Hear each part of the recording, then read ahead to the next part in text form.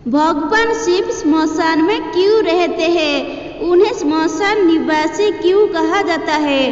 भगवान शिव देवों के देव महादेव कहलाते हैं, फिर उनका स्मशान में क्या काम? इन सवालों का उत्तर स्वयं भगवान शिव ने ही दिया था।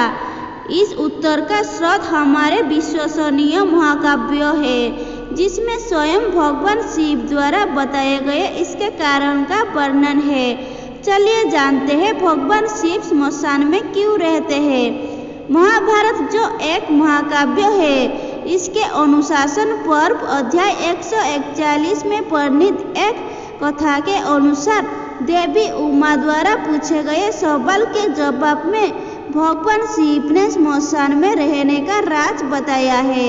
चलिए हम भी जानते हैं। पहला सवाल देवी उमा ने शिव जी से पूछा, भगवान के लिए स्वर्गलोक में अनेक प्रकार के सब गुण संपन्न निवास स्थान है, इन सब को त्याग कर आप स्मशान में कैसे रहते हैं? स्मशान भूमि 2 केशों और हड्डियों से भरी रहती है। उस भयानक भूमि में मानव की खोपड़ियाँ और घड़े पड़े रहते हैं। गिद्धों और गिद्धड़ों की भीड़ जुटी रहती है। वह सब तरफ चिताएं जला करती है। मांस वसा और रक्त की कीच सी मची रहती है। बिखरी हुई आंतों वाली हड्डियों के ढेर पड़े रहते हैं। ऐसे अपवित्र स्थान में आप क्यों रहते हो? शिव जी ने कहा, हे प्रिय, मैं सदा पवित्र स्थान ढूंढने के लिए सारी पृथ्वी पर दिन रात विचरण करता रहता हूँ, लेकिन स्मशान से बढ़कर दूसरा कोई पवित्र स्थान मुझे कहीं नहीं दिखाई देता। इसलिए सर्वत्र स्थानों में से स्मशान में ही मेरा मन अधिक लगता है। वो स्मशान भूमि बरगद की डालियों से आच्छादित और मृदों के शरीर से टूटकर गिरी हुई पुष्पमालाओं के साथ विभूषित होती है। हे प्रिय, ये मेरे भूतगण स्मशान में ही रमते हैं। इन भूतगणों के बिना मैं कहीं भी रह नहीं सकता। यह स्मशान का निवासी ही मैंने अपने लिए पवित्र और स्वर्गीय माना है। हे प्रिय, वो वीरों का स्थान है, इसलिए मैंने वहाँ अपना निवास स्थान बनाया है। वहाँ मृतकों की सैकड़ों खोपड़ियों से सजा हुआ भयानक स्थान भी मुझे सुंदर लगता है। दोपहर के समय, दोनों संध्याओं के समय तथा आर्द्रा नक्षत्रों में दीर्घायु की कामना रखने वाले अथवा अशुभ पुरुषों को वहाँ नहीं जाना चाहिए। ऐसे मर्यादा है। यह एक परम पुण्य स्थली है। पवित्र वस्तु की इच्छा रखने वाले उपासक इसी की उपासना करते हैं। इस स्मशान भूमि से ज्यादा पवित्र स्थान कोई दूसरा नहीं है, क्योंकि वहाँ मनुष्य का अधिक आना जाना नहीं होता, इसलिए वो स्थान अधिक पवित्र माना गया है। मेरे अलावा दूसरा कोई भी भूत जनित भय का नाश नहीं कर सकता, इसलिए मैं स्मशान में रहकर समस्त प्रजा का रोज पालन करता हूँ।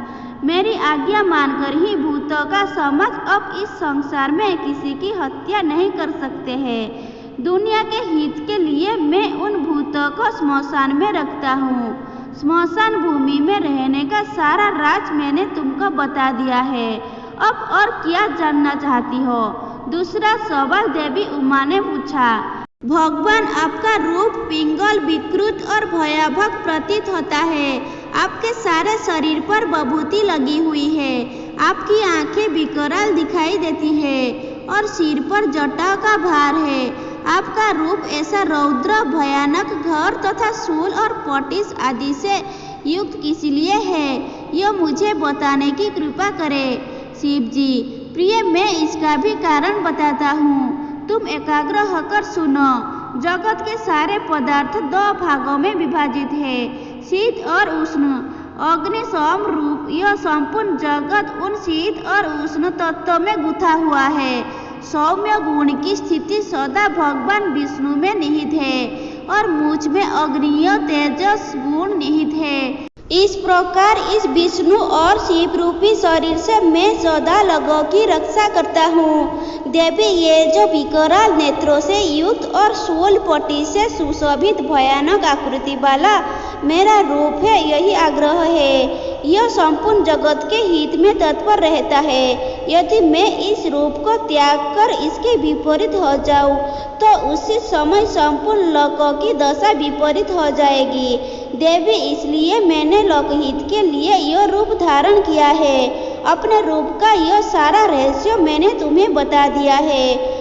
अगर हम देखें तो शिव जी ने एक गूढ़ रहस्य से हम लोगों को अवगत कराया है कि भगवान रुद्र और भगवान विष्णु दोनों एक ही परम तत्व का हिस्सा है। एक सौम्य गुण को समझाए हुए तो दूसरा तेजस गुण को, और ये दोनों सर्वदा एक ही है। इससे सुंदर अनुभूति नहीं हो सकती कि हमारे देव हम सबके लिए ही सब करते हैं। नारायण महेश्वराय को सत सत नमन है।